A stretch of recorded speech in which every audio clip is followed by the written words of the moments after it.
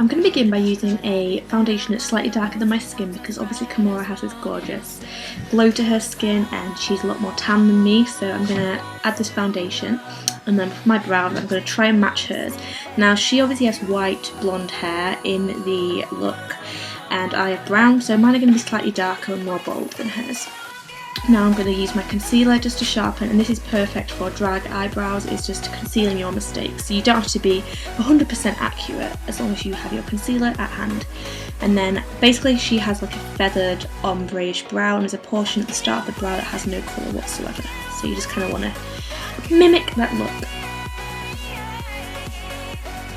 Now I'm going to go in with a transition colour to begin with, so this is going to go right into the crease, all across my eye, and it's going to start to create the top of our nose contour as well. I'm also going to go in with some grey eyeshadow. It's a dark grey, almost black, and this is going to start to smoke out the eyelid, so it's the outer corners, not the inner corners, of course. And then from the Lime Crime palette, there's this gorgeous warm colour. I'm going to lay this down first in the outer corner and then blend across into that crease colour. And this is where we're going to really start to define the start of our nose. So with the concealer again, she has this little section, it's kind of a half cut crease, I think they're calling it these days. I'm not down with the kids, guys.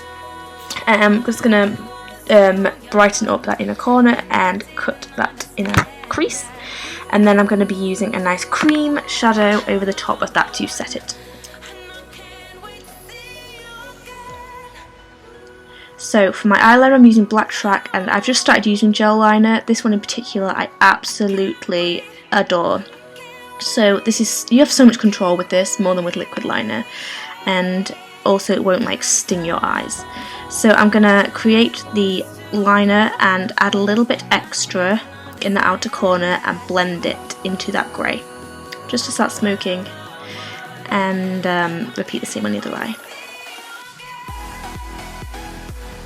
How are you guys loving the new series of Drag Race? Like that Gaga episode, it was too much. I was like tearing up a bit on Untucked when she came and was like giving the girls all those little bits of advice. It was so lovely. I shouldn't have to do that. I love Gaga. I love her. So I added a bit of the grey shadow over that black, and now I'm just warming up again with my brown transition colour and feathering the edges and adding a little bit more of my cream colour. So now with my gel liner I'm going to just go along the lower lash line and join that all up and feather it down. But the inner portion of that lower lash line, you want that to stay pretty sharp. It's just the outer portion that's nice and feathered.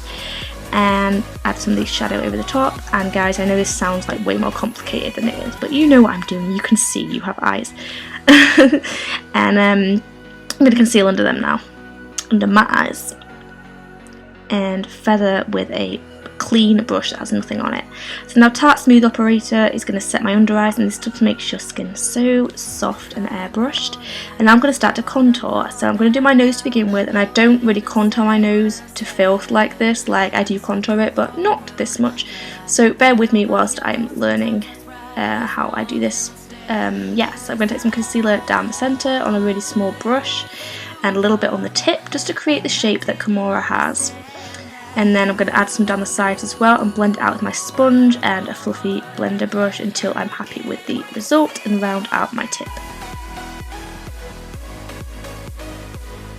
So now I'm going to contour, and obviously she has the most high cheekbones ever.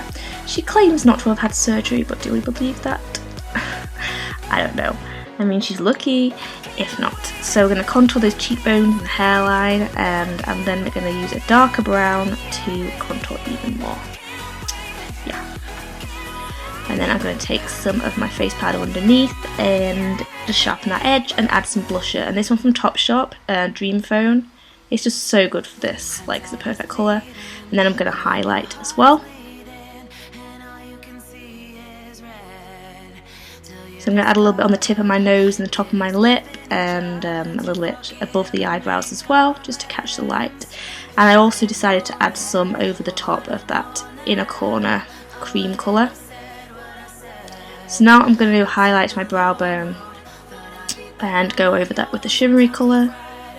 List of products will always be in the description, by the way, guys. I didn't used to do this, but I've decided you guys deserve that.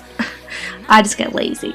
So now I'm going to add mascara and some false lashes. I don't actually know what these are. They're probably Ardell something or others, double ups, I don't know.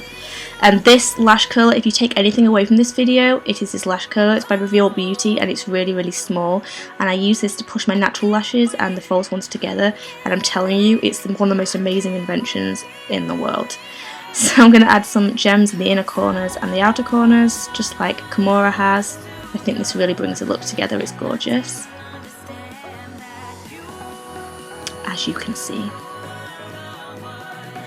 And then I'm going to line my lips. First I'm going to use this pencil from MAC called Soar, and this is going to be the outer perimeter colour, and then in the inner part of the lip she has more of a purpley nude colour.